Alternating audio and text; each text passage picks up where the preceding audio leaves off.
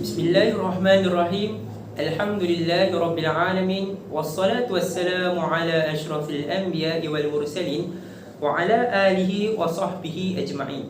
Subhanaka la ilma lana illa ma 'allamtana innaka antal alimul hakim.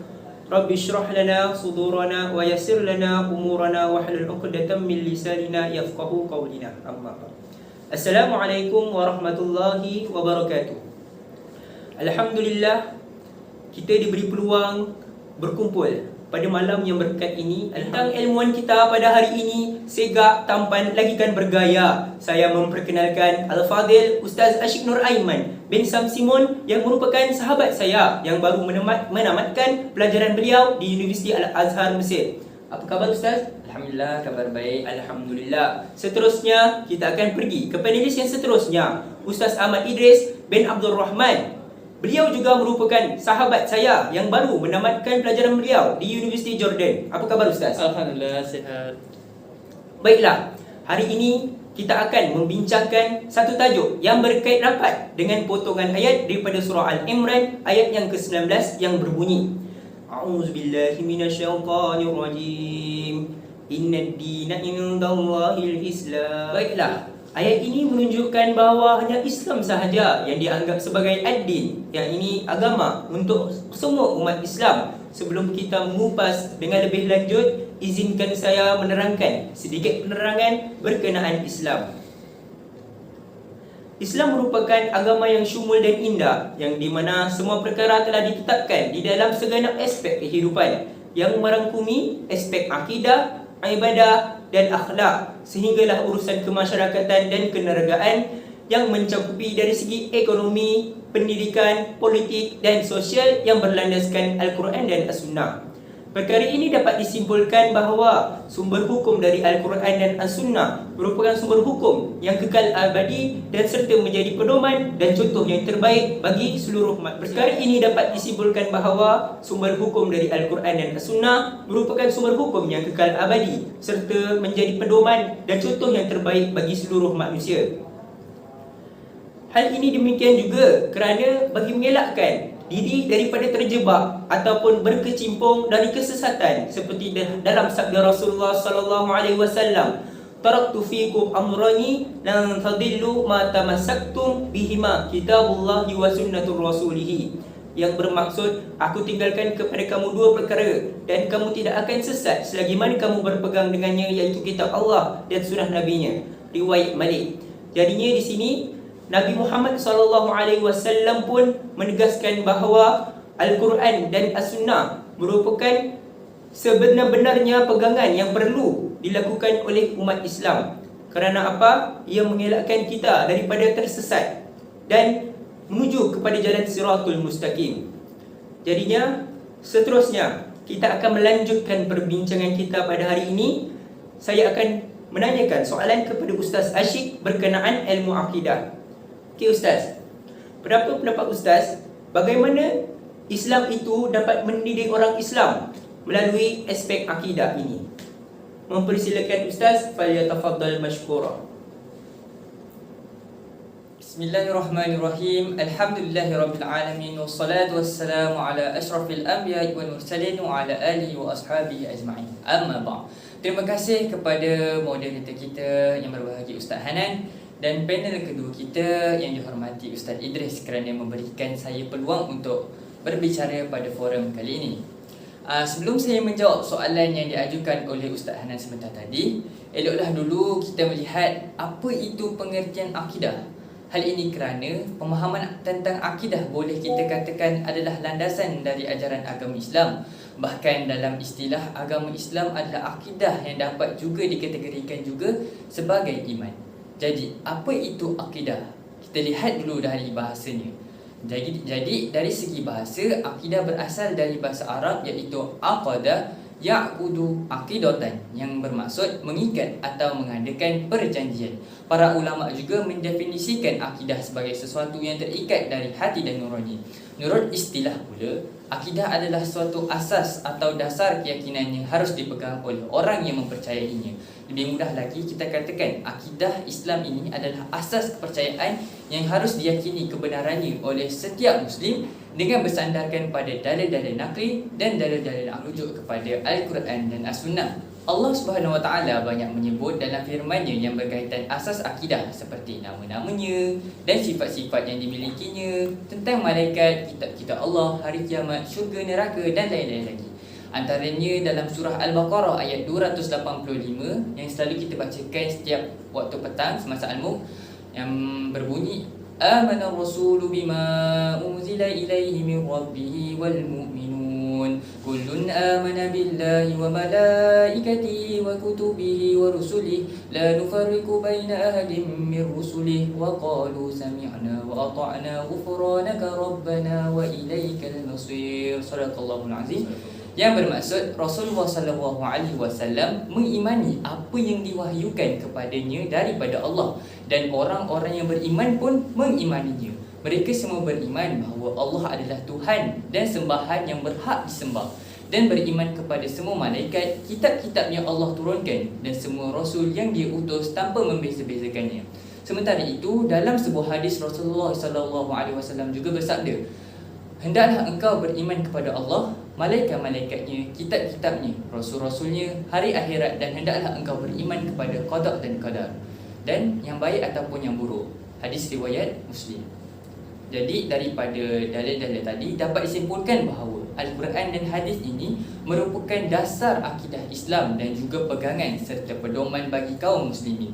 Selama berpegang kepada kedua-dua ini, iaitu Al-Quran dan juga hadis, maka kita akan selamat dari kesesatan. Seperti mana hadis yang dibacakan oleh Ustaz Hanan tadi, iaitu aku tinggalkan untuk kalian dua perkara supaya kalian tidak akan sesat selama berpegang dengannya, iaitu kitabullah dan juga sunnah Rasulullah. Baik. Alhamdulillah, satu perkongsian yang sangat-sangat mendalam tentang akidah. Seperti mana yang kita tahu, akidah merupakan salah satu aspek yang penting untuk manusia. Manusia ni tanpa akidah ibarat orang buta tanpa tongkat. Jadinya di sini kita dapat tahu bahawa akidah ni merupakan satu perkara atau entiti yang sangat penting di dalam kehidupan kita sebagai umat Islam. Kerana apa? Apabila iman seseorang itu goyah, mungkin akan terhanyut, ataupun bukan mungkin lagi, dia akan terjerumus ke jalan yang salah. Na'udzubillah min zalik. Semoga kita dielakkan daripada perkara-perkara yang berikut. Jadinya tanpa membazirkan masa lagi kita pada hari ini, saya akan pergi ke soalan seterusnya. Okey, Ustaz Idris. Ya, saya. Bagaimanakah fake ni dapat membentuk kepribadian umat Islam melalui syariat yang diajarkan oleh Allah Subhanahu Wa Taala? Falyatafaddal ma'jura. Assalamualaikum warahmatullahi wabarakatuh. Waalaikumsalam. Terima kasih kepada Ustaz Hanan kerana memberikan saya peluang untuk menyampaikan forum pada malam ini. Baik, sebelum saya menjawab soalan yang ditujukan oleh saudara Hanan, alangkah eloknya saya menerangkan sedikit sebanyak tentang ilmu fiqh. Apa itu fiqh? Fiqh adalah suatu hukum syarak yang diambil daripada nas-nas Al-Quran ataupun As-Sunnah Rasulullah SAW secara penelitian yang mendalam, iaitu jalan ijtihad dan istinbat. Fiqh juga merupakan asas-asas besar untuk menetapkan hukum syarak terhadap setiap aktiviti seharian umat Islam. Lebih-lebih lagi, fiqh juga menjadi garis panduan kepada para ulama, lebih-lebih lagi golongan para mujtahid untuk mengistinbatkan hukum-hukum baru ataupun hukum-hukum. Sebagai contoh, seperti yang kita tahu, rukun jual beli yang ditetapkan oleh Islam ada 3, iaitu penjual, pembeli dan sirah, iaitu lafaz. Pada zaman moden kini, banyak aplikasi yang telah wujud untuk menjual barangan-barangan seperti TikTok, Instagram, Shopee, Lazada dan sebagainya, tanpa memerlukan sirah ataupun lafaz di antara penjual dan pembeli. Akan tetapi para ulama telah bersepakat dan mengistinbatkan satu hukum, iaitu boleh dan sah pembelian dalam talian tanpa memerlukan sirah atau dikenali sebagai lafaz. Hal ini jelas bahawa setiap masa para ulama atau para mujtahid untuk mengistinbatkan hukum ini, dia asal ada hukum baru je, dia akan mengistimbatkan hukum tersebut melalui dalil-dalil Al-Quran dan As-Sunnah. Kiranya mereka bersepakatlah untuk membolehkan pembelian dalam talian tersebut. Okey. Sekarang kita terus kepada soalan yang ditujukan oleh saudara Ahnan, iaitu bagaimanakah fake ni dapat meningkatkan kepribadian umat Islam dalam syariat Allah. Okay, seperti yang kita tahu, fiqh ni adalah ilmu dalam menetapkan hukum-hukum syarak lah. Hukum seperti ibadah ke, hukum munakahat, muamalah, ibadah, jenayah dan sebagainya. Okey, seperti yang kita tahu, sebagai seorang manusia lah, kita tak lepas daripada aktiviti-aktiviti seharian kita. Tetapi aktiviti tersebut tidak akan lepas daripada sesuatu hukum. Sebagai contoh, apabila kita nak bermain bola, boleh bermain bola, tetapi apabila kita bermain bola sehingga meninggalkan waktu solat, sehingga lara dan tak ingat dunia dah, main bola tu memang tak ingat dunia, jadi di situ hukum main bola itu adalah haram. Kiranya dia main bola tu haram lah, sebab dia meninggalkan solat semata-mata nak main bola. Selain itu, fiqh ni nak meningkatkan kepribadian umat Islam apabila umat Islam tersebut dia mengkaji kitab-kitab besar ataupun kitab-kitab muktabar daripada sebagai contoh Imam Syafi'i, Imam Hambali, Hanafi dan Maliki lah, yang mengeluarkan ilmu-ilmu fiqh bertentang hukum-hukum syarak lah, seperti yang kita lihat yang saya beritahu tadi lah, ibadah, munakahat dan sebagainya. Di situ kita dapat lihat bahawa individu yang mendalami ilmu fiqh ini tidak akan tersesat dalam melakukan perkara-perkara tersebut. Kiranya dia melakukan aktiviti seharian tersebut dengan cara yang halal lah, dengan cara mengikut syariat Islam. Begitulah secara ringkasnya penjelasan tentang macam mana ilmu fiqh ni dapat meningkatkan kepribadian umat Islam. Okey, sekian, terima kasih. Kita teruskan kepada tuan moderator. Alhamdulillah, terima kasih kepada Ustaz Idris atas satu perkongsian yang menarik, yang bermanfaat kepada untuk kita semua, khususnya dalam bidang fiqh. Jadinya seperti mana yang kita tahu, fiqh ni merupakan satu aspek yang memainkan peranan yang sangat penting di dalam hidup kita, khususnya sekalian umat Islam lah kan. Kerana apa? Fiqh ni bukan sahaja dapat membantu umat Islam dalam menentukan sebuah hukum, tetapi ini juga dapat menganjurkan umat Islam agar mentelaah ataupun belajar ilmu agama mengenai ilmu fiqh. Seperti mana yang Ustaz Idris cakap, kita murajaah atau mentelaah kitab-kitab muktabar ulama-ulama. Ya, jadinya seperti mana kita tahu 4 tokoh kan mazhab yang kita ada, jadinya kita akan belajar ataupun mengenal setiap apa isi kandungan kitab-kitab tu. Jadinya insya-Allah kita tidak akan terpesonglah ke landasan yang salah. Jadinya yang saya nak sampaikan sebenarnya ada satu penambahan. Contohnya macam Ustaz Idris cakap tadi berkenaan pembelian online kan. Jadinya saya juga ada satu bacalah satu kitab ni mengenai isu mesin gedegang lah, yang kita masukkan koin tu keluar air tu kan. Jadi itu pun menjadi satu maslahat ataupun isu di dalam ulama fiqh.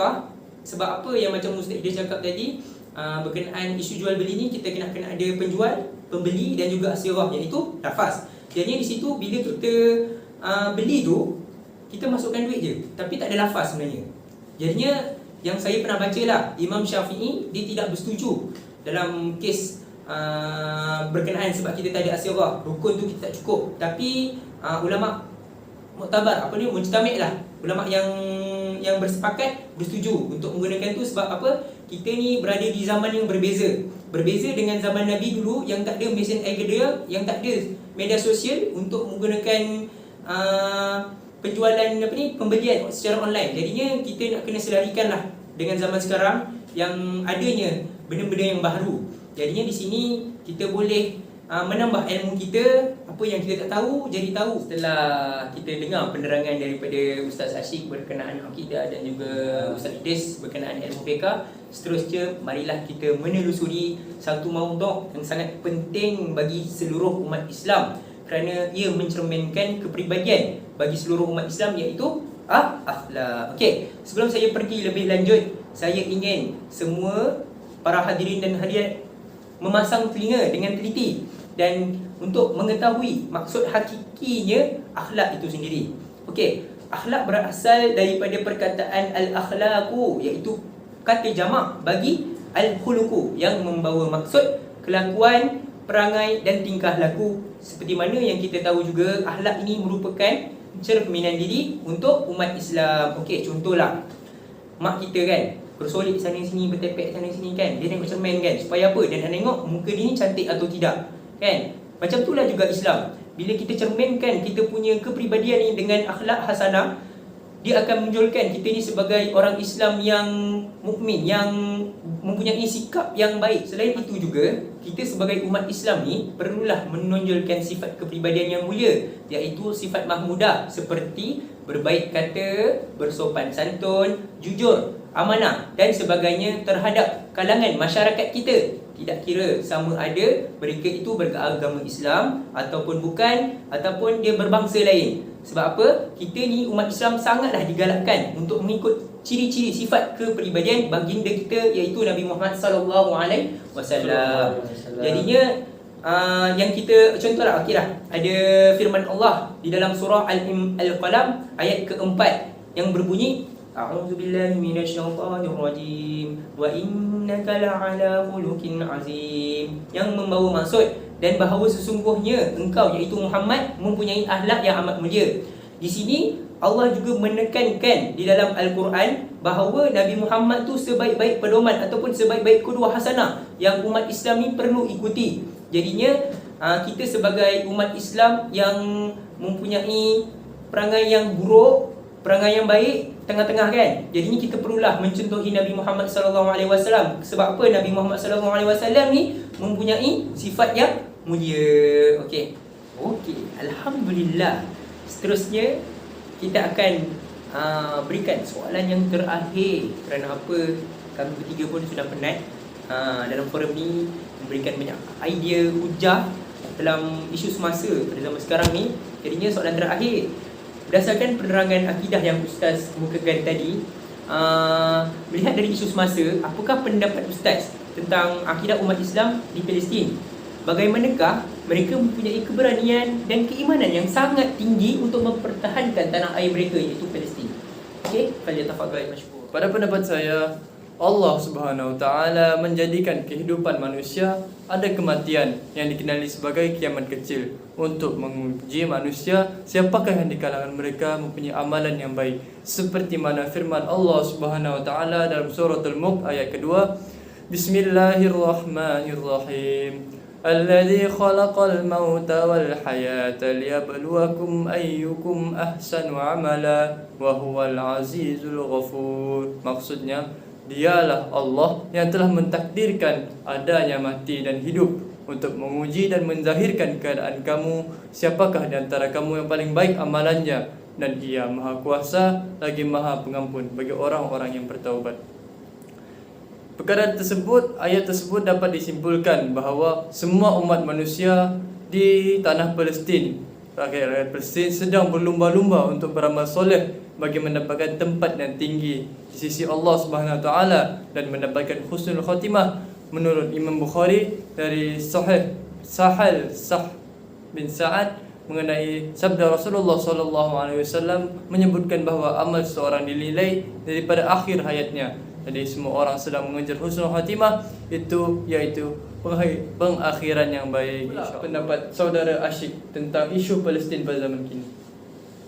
Pada pendapat saya, dalam isu Palestin ini, mereka menjadikan Islam sebagai cara hidup mereka dengan mempunyai akidah dan iman yang kuat kepada Allah dan tidak takut mati kerana mereka tahu apabila mereka mati, mereka akan mendapat mati syahid. Seperti mana yang kita lihat sekarang isu Palestin ini, saya telah melihat satu video yang mana ada seorang ibu ni, dia sangat happy, sangat gembira kerana dia melihat anaknya mati syahid. Kerana dia tahu yang mereka sedang berperang untuk mempertahankan harta dan tanah mereka daripada dijajah oleh Israel. Rasulullah pernah bersabda dalam hadis yang bermaksud, datang seorang lelaki kepada Rasulullah sallallahu alaihi wasallam lalu bertanya, Wahai Rasulullah sallallahu alaihi wasallam, bagaimana kalau ada seseorang yang hendak mengambil hartaku? Baginda menjawab, jangan engkau berikan hartamu. Bagaimana kalau dia melawanku? Maka baginda kembali sekali lagi menjawab, lawanlah dia. Dan lelaki itu berkata lagi, bagaimana kalau dia membunuhku? Baginda sallallahu alaihi wasallam bersabda, engkau telah mati syahid. Dan lelaki itu menjawab, bagaimana kalau aku yang membunuhnya? Baginda sallallahu alaihi wasallam bersabda, dia di neraka. Jadi kita dapat disimpulkan dekat dalam hadis ini bahawa apabila kita hendak mempertahankan harta yang dimiliki oleh kita itu, kita telah. Jadi saya serahkan perbincangan forum kita pada hari ini kepada tuan moderator kita Ustaz Hanan untuk menyimpulkan tentang isu-isu semasa, iaitu isu Palestin yang telah kami bincangkan tadi. Okey, terima kasih Ustaz Rashid dan juga Ustaz Idris atas penyampaian ilmu, perkongsian ilmu yang sangat menyentuh hati saya berkenaan isu Palestin. Jadinya perkara yang kita boleh simpulkan di sini adalah kita ni sebagai umat Islam janganlah kita bersedih dan risau atas kematian rakyat Palestin di sana. Sebaik-baiknya kita patut risau akan kematian dan penghujung kita di dunia ini, kerana mereka sudah tentu tahu yang mereka ni akan berada di syurga. Tapi kita ni lagi ni tak tahu kita ni berada dekat mana, sama ada syurga ataupun neraka. Jadinya saya mengharapkan, kita semua mengharapkan yang kita ni mendapat husnul khatimah dan ditempatkan di dalam titik mana yang kita tahu Islam ni merupakan agama yang syumul dan indah. Dan Allah menjadikan kita ni sebagai hamba hanyalah seperti mana firman Allah, wa ma khalaqtul jinna wal ins illa liya'budun. Allah tidak menciptakan jin dan manusia ni melainkan beribadah kepada-Nya. Jadinya senang cerita, kita ni sebagai umat, kita ni hanya beribadah kepada Allah, lebihkan ukhrawi daripada duniawi, dan fokuskan untuk memasuki syurga Allah supaya kita dapat mengikut jalan umat-umat Palestin. Assalamualaikum warahmatullahi wabarakatuh.